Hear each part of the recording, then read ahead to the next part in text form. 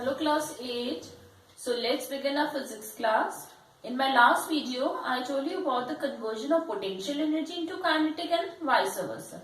Today I will tell you some examples of transformation of different forms of energy. Means conversion of one form of energy into the other.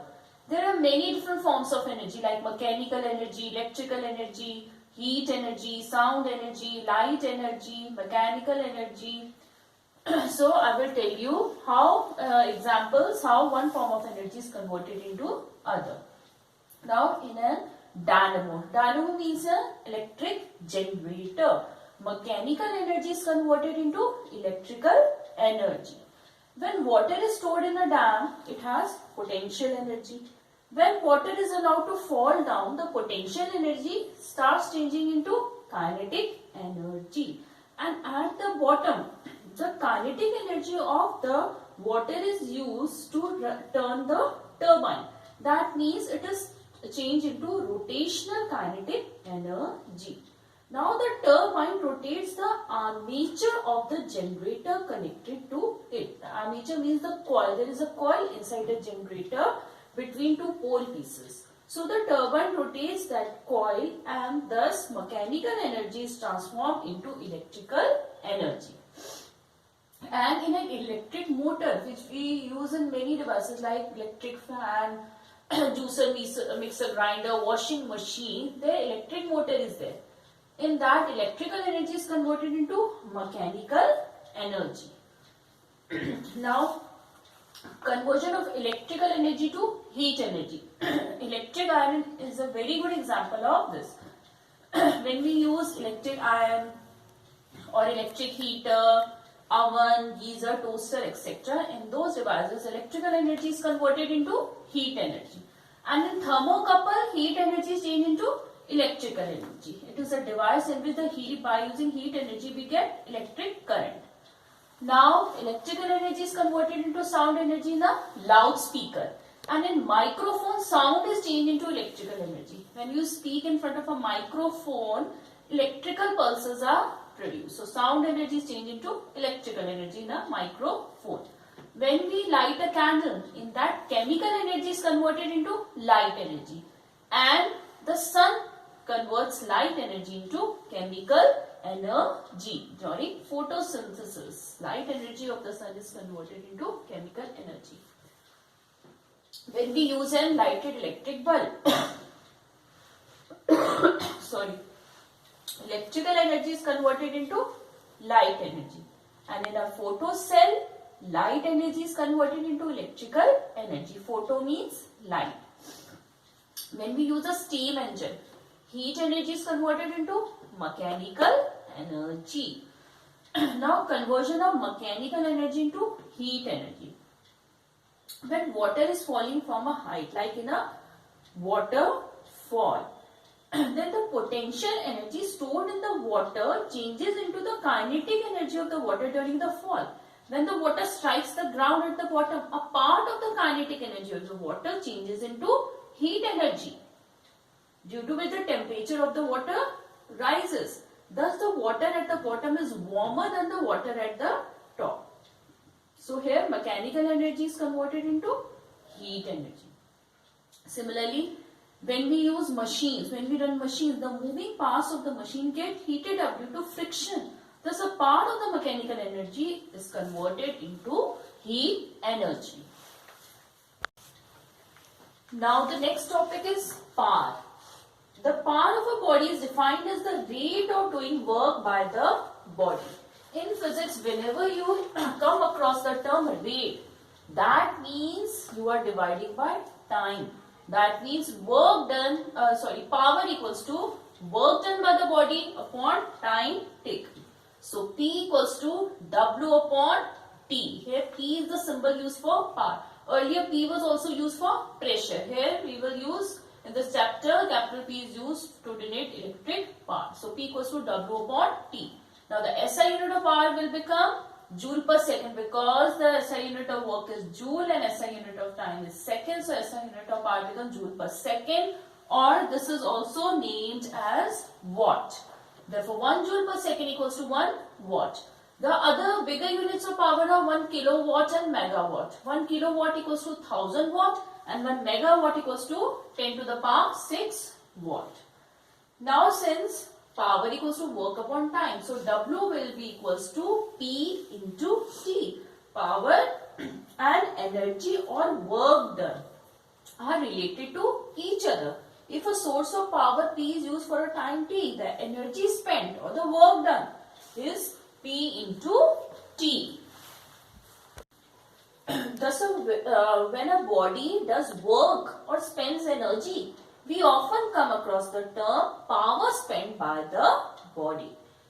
You know, all electrical appliances are rated with power. When you go to buy some appliance, they tell you now that this has this much power, 1500 watt or 3000 watt. So when the appliance is in use, the electrical energy spent is given by the product of its power and the time for which it is used. And you pay the cost for this electrical energy consumed. You pay the electricity bill. It is calculated by multiplying the power of the appliance by the time used for the particular time. Suppose we use an electrical motor of power 1.5 kilowatt to lift water in the overhead tank for 2 hours. Power is 1.5 kilowatt and time is 2 hours. Therefore, E equals to P into T. That means 1.5 into 2 kilowatt hour. Now this unit, kilowatt hour, is the unit used for electrical energy. Household electricity which you use in your homes is measured in the unit of kilowatt hour. So this becomes 3 kilowatt hour. In this unit, you pay the bill for the electricity you use in your houses. Suppose 9 watt LED is glowing. That means to say that while glowing LED, it consumes 9 joule of energy per second. 9 watt LED means it is taking 9 joules of energy in 1 second. Now children, the factors affecting the power of a source. You know, power depends on work done and the time taken. So the two factors are the amount of work done by the source and the time taken by the source to do the said work. So more work, more will be the power. Less work, less be the power, because they are directly related. But it is inversely related to the time taken. More time taken, that is the body has less power. Less time taken, it has more power.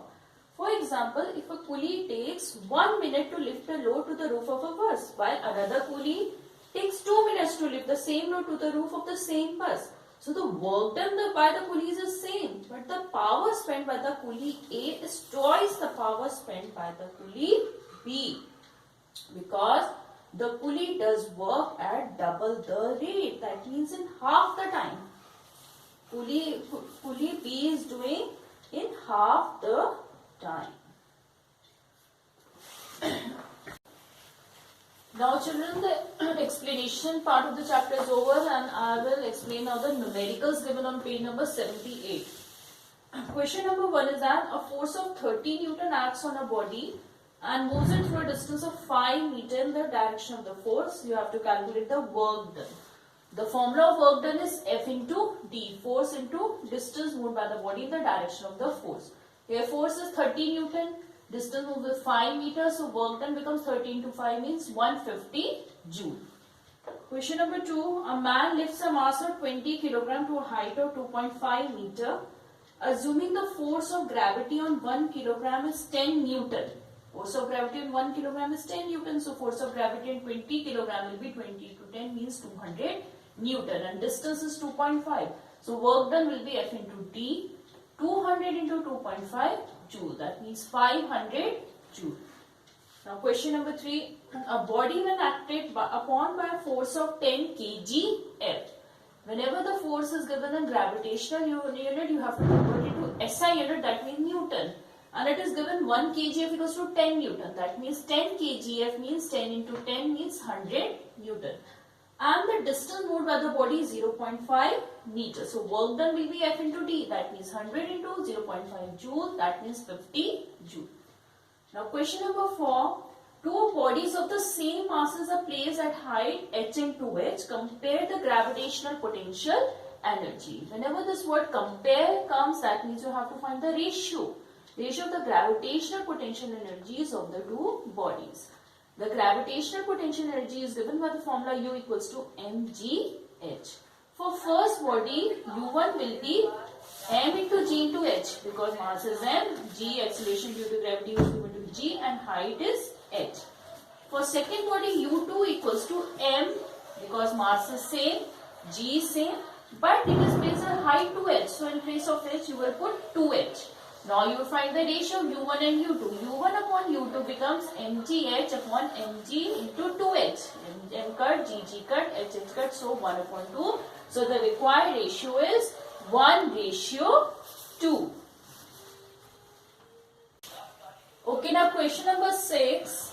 The gravitational potential energy stored in a box of weight 150 kgf is 1.5 into 10 to the power 4 joule. You have to find the height of the box. See, this is the standard form. I have converted into the normal form. 1.5 into 10 to the power 4 means 10,000. So it becomes 15,000 joule. And weight is given as 150 kgf. Now you know weight equals to mg, where it is the mass. So mg is 150 kgf and I have converted into Newton by multiplying by 10. So this becomes 1500 Newton. Now the formula for gravitational potential energy U equals to mgh. Therefore h becomes U upon mg. U is 15,000, mg is 1500. So it comes to be 10 meter because you have to find the height. It is in meters. Now question number 8. A body of mass 60 kg is moving with a speed of 50 meter per second. You have to find its kinetic energy. The formula for kinetic energy equals to half mv square. That means half into mass is 60 and velocity is given to be 50. So v square means 50 into 50. So you cancel this and this becomes 75,000 joule. And if you convert into standard form, you put a point after one decimal place. So 7.5 into 10 to the power 4 joule. Now question number 11. A pump raises water by spending 4 into 10 to the power 5 joule of energy in 10 seconds. Find the power of the pump. Power equals to work upon time. Work means the energy spent, which is 4 into 10 to the power 5 upon time is 10 seconds. So this comes out to be 4 into 10 to the power 4 watt. So children, now the chapter is completed and you do all the question answers and numericals of this chapter.